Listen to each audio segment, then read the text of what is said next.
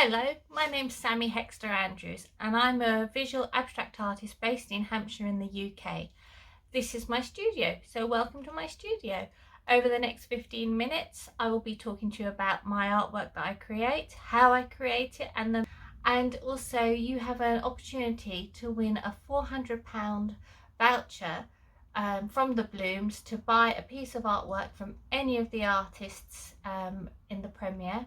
And also you have a chance to win a £50 voucher from me to spend on any of my pieces of art that you like. So what do you need to do? You need to subscribe to the Bloomz YouTube page, you need to like the videos, and you need to comment, and then your name gets put into a hat. And it's the same for winning my £50 voucher. Subscribe to my YouTube page, like the video, and then leave a comment. A nice one, I hope. Or heard on the radio or the TV, or something that I've been thinking about which makes me want to be able to express myself about that topic. So what I then do is, if something has caught my attention, I will then put my journalist hat on, so to speak. Not a journalist, but I use their 6 W's in trying to answer the questions that have come up for me. So the first thing is I'll look at is what is going to be my topic, and I narrow it down sometimes to a simple sentence or a phrase that my topic's involved in. I'll look at different points as well, so maybe similar to or slightly different, going off at a tangent. So I'll map all this out on my on a big bit of paper.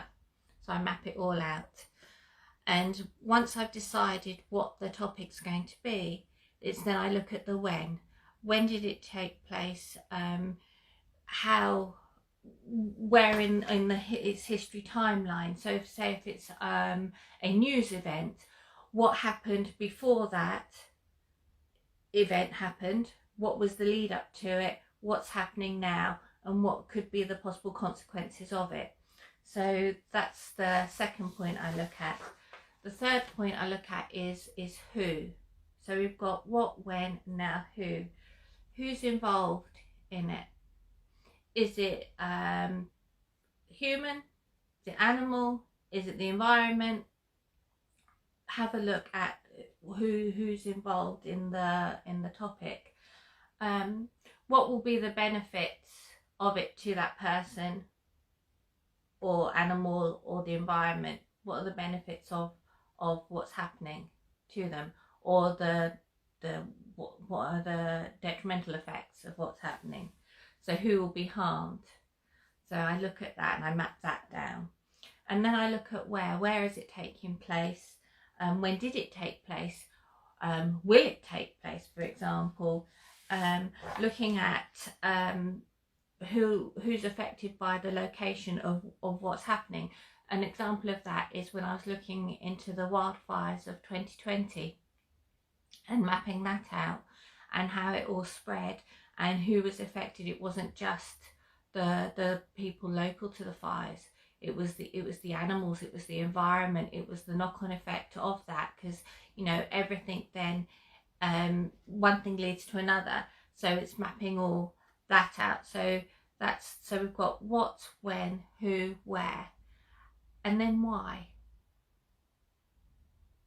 That is important within the topic, and it does matter, because I need to look at why the thing's happening. But rather than just asking why, you ask, well, what if this, or how did that? So you ask other questions rather than just why, because why, you just get a shrug of the shoulders. If you ask anyone, why did you do that, get a shrug of the shoulders. But if you say, you know, well, how did that make you feel? How did that make you think? Then you're going to get more answers. So I sort of ask myself questions and try and answer those questions. And how I answer those questions is by doing my research. So I'll research into the reasons why things have happened, or who said what, or who was the instigator of that situation. And then number 6 is how. I know that begins with an H, but there's a W at the end, so it's part of the 6 W's. So how is the topic affected? How does it function? How does it do what it does? How did it become what it became? And how are those involved affected? So those are all the questions that I list down before I even pick up a paintbrush. And that can take me sometimes a couple of hours, sometimes it can take me days, sometimes it can take me weeks. I've had 1 or 2 pieces of art that just doing my essay has taken me months to write. But I sort of think to myself, if I put the effort in, then I'm going to create a better piece of art that's going to have the foundations set. So then when you as the viewers come to look at my work, you'll maybe not know all the preliminary writing that I've done, but hopefully you'll be able to see from the work I've produced, well, actually this has a lot of thought and it's quite focused, and it continues the story for you.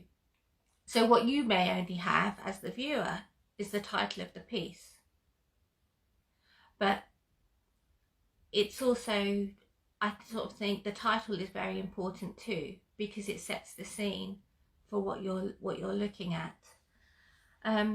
Sometimes I put in a 7th question for me to answer is what if? What if everything worked out as it should be? How would that subject matter have then changed?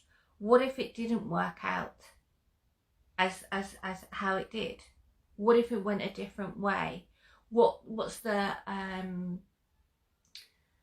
what road, what path can I then take you down? So I may take you quite being an abstract artist, take you quite an abstracted way, and get you to look at something from a different viewpoint. Have you thought about it from this angle? And just to put I suppose to put your creative part of your brain and your thinking part of your brain working together side by side, but actually they might be quite disjointed. But for me, when I'm viewing art, I quite like that. I quite like the piece to make me think. I like looking at beautiful artwork, but beauty, like they say, is in the eye of the beholder.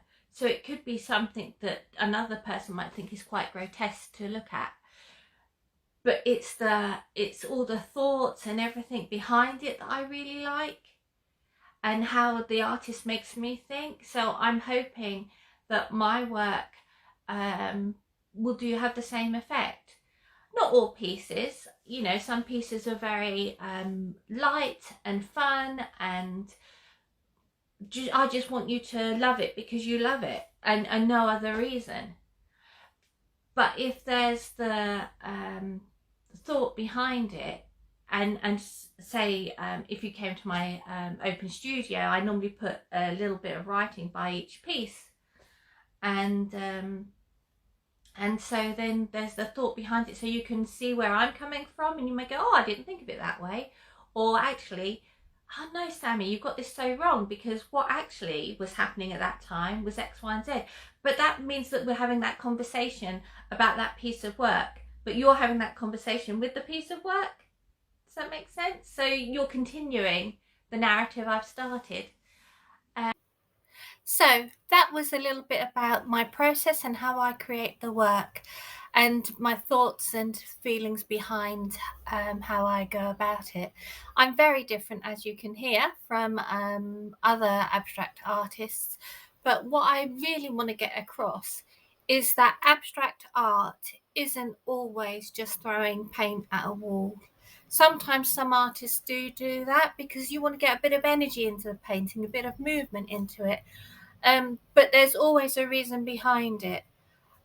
If some people have lucky accidents, that's great, but I don't work that way. I like to plan. I like to know what's going to go on my canvas. I like to know how it's going to work out. But also I allow the painting to evolve and develop with every stroke or mark I make. So I'm not so rigid, but I do like to have that plan in place for me. That's how I work. Well, as you can see, another hairstyle, another outfit change. So you know that I've had to do these videos a number of times and at different times. But I've really enjoyed doing it. I hope you've enjoyed watching it. Please subscribe to my YouTube channel, like the video and make a comment, and you could win a £50 voucher from me to spend on any of my artwork. But if you've managed to link all the words together, all the words together that make up a sentence from all 8 artists, go onto our Bloomz website. That's the Bloomz, BLOOMZ.co.uk, and join in the competition. What you need to do is you need to put the word there, the sentence there that all the words make when they link up. But also don't forget to like our Bloomz YouTube channel, subscribe and leave a comment also to be in a chance for winning. Anyway, thank you for joining me in the studio and thank you for listening. See ya. Bye.